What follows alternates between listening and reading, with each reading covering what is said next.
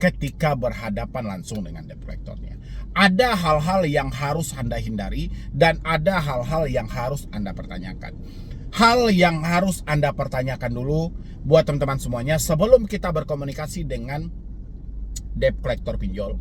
Yang terjadi adalah debt collector akan melakukan penekanan terhadap diri Anda.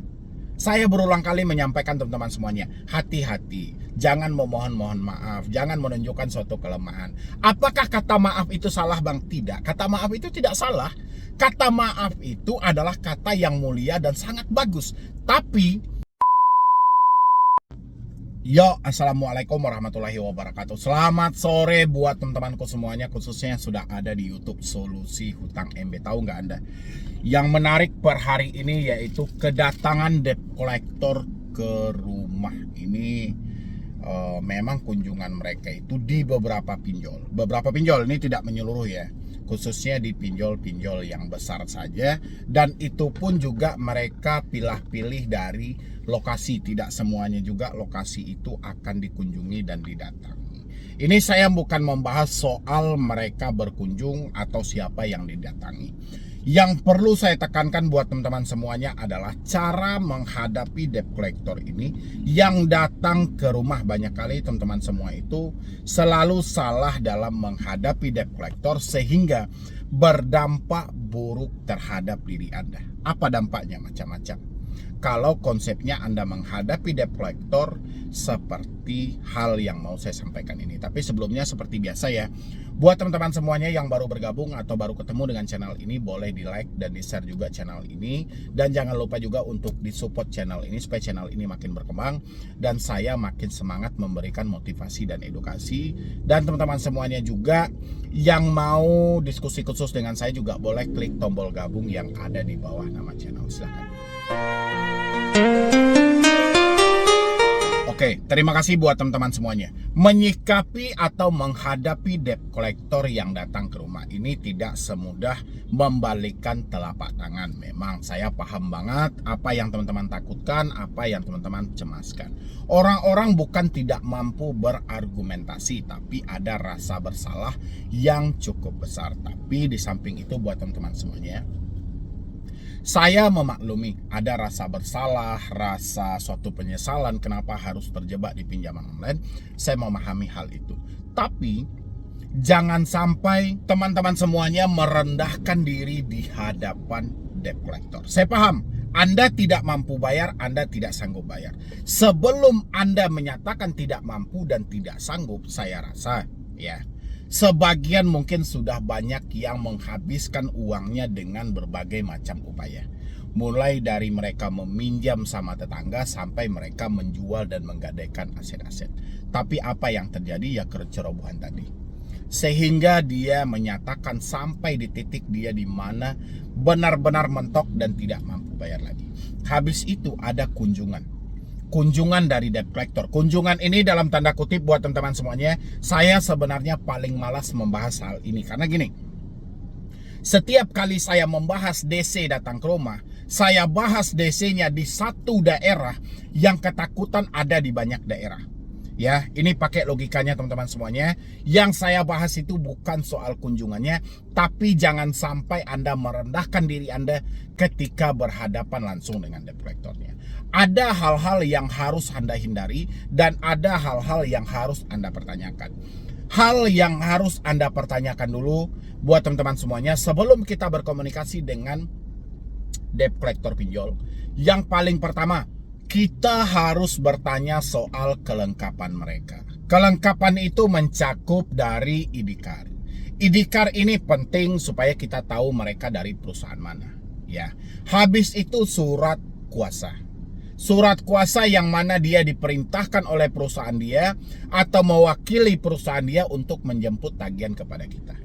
Habis itu yang terakhir sertifikat profesi penagihan di bidang penagihan itu sendiri dan dikeluarkan oleh lembaga resmi yang mana lembaga ini telah resmi dan terdaftar di OJK. Ini 3 syarat wajib yang harus dipenuhi oleh debt collector yang berkunjung ke rumah. Kalau misalnya mereka, kan seringkali kita ketika berkomunikasi dengan debt collector secara langsung, mereka mentang-mentang online, semuanya pun ditunjukkan secara online. ID card secara online, surat kuasa secara online juga, sertifikat profesi penagihan secara online. Kita minta mereka untuk menunjukkan, terserah mau secara online atau apa, tapi meyakini itu adalah orangnya. Ya, kita bisa samakan dengan identitas yang lain, benar apa tidak ini atas nama ini dari perintah ini. Ya, itu yang harus kita pertanyakan paling utama. Setelah itu, setelah mereka menunjukkan kelengkapan surat-surat mereka, ingat, setelah mereka menunjukkan kelengkapan surat-surat mereka, baru kita bisa membuka pembicaraan ke arah privasi kita tadi. Ya, karena hutang piutang ini adalah ranah privasi. Kita tidak mungkin berbicara dengan orang yang kita sendiri tidak jelas asal-usulnya. Ya, mengingat ini adalah suatu aib yang harus kita tutup dengan rapat. Gak mungkin kita buka begitu saja. Ya, paham ya buat teman-teman semuanya. Jadi setelah mereka lengkap, baru kita berbicara. Kalau mereka tidak lengkap, Bang, mereka tidak lengkap, usir mereka dari rumah. Sampaikan mohon maaf, karena ini adalah persyaratan wajib tertuang dalam POJK 2018. Ini wajib dibawa atau ditunjukkan oleh debt collector yang mewakili suatu perusahaan perbankan untuk melakukan penagihan. Ya, tapi kalau Anda tidak lengkap, ya mohon maaf, Anda bisa balik dulu ke perusahaan Anda dan Anda datang lagi kembali. Nanti kalau misalnya terjadi perdebatan, Anda rekam video aja. Ya, kebanyakan debt collector, ID card oke, surat kuasa oke, sertifikat profesi penagihan sering tidak oke sama mereka. Ya, banyak debt collector yang tidak mengantongi sertifikat profesi di bidang penagihan. Baik itu disahkan oleh AFPI ataupun APPI. Ya, terserah mau yang manapun yang mengeluarkan nanti ya. Yang penting mereka mempunyai sertifikat yang legal, resmi, dikeluarkan oleh sebuah lembaga yang diizinkan oleh OJK. Kalau mereka tidak lengkap, usir. Oke. Habis itu setelah mereka lengkap, ada beberapa hal supaya teman-teman ikuti juga. Jangan sampai kita merendahkan diri kita sendiri di hadapan para debt collector. Yang paling pertama sering terjadi dari teman-teman semuanya adalah grogi. Anda selalu grogi, gemetaran, kecemasan, dan ketakutan. Ini tidak boleh teman-teman lakukan ketika berhadapan dengan debt collector. Ya, oke. Anda merasa gemetar, Anda merasa ketakutan, ya mungkin problemnya ya simpel-simpel aja. Pertama, Anda buru-buru ingin mengusir debt collector dari rumah supaya mereka cepat cabut, ya cepat pergi. Karena Anda menyatakan tidak mampu bayar dan Anda tidak sanggup bayar, kan itu konsepnya kan. Tapi jangan tunjukkan bahwa Anda sedang ketakutan dan sedang grogi. Coba tenang aja dulu, biarkan mereka berbicara, sampai seperti apa mereka berbicara. Setelah itu baru Anda jelaskan. Anda nggak perlu grogi juga, itu rumah Anda dan itu adalah hak Anda. Kalau mereka melakukan tindakan atau perbuatan yang tidak menyenangkan, mereka bisa kita tuntut, ya, dengan dalih penyerangan, ya, datang ke rumah gitu loh. Tapi kalau mereka masih sopan santun, kita pun menjelaskan dengan sopan santun. Nggak usah kita grogi, tetap tenang aja apa yang mereka bicarakan. Pasti konsepnya ketagihan, ya. Tapi ingat, sebelum berbicara ketagihan yang tadi itu sangat penting. Jangan kita buru-buru ketagihan, buru-buru mengusir DC-nya. DC itu harus lengkap, harus menunjukkan. Ya, baru kita jelaskan apa fakta yang terjadi sehingga kita tidak mampu atau tidak sanggup membayarnya. Jelaskan. Debt collector mengerti, debt collector tidak mengerti, itu urusan mereka. Ya, dan jangan lupa juga buat teman-teman semuanya, yang pertama, jangan pernah menjanjikan sesuatu dengan debt collector.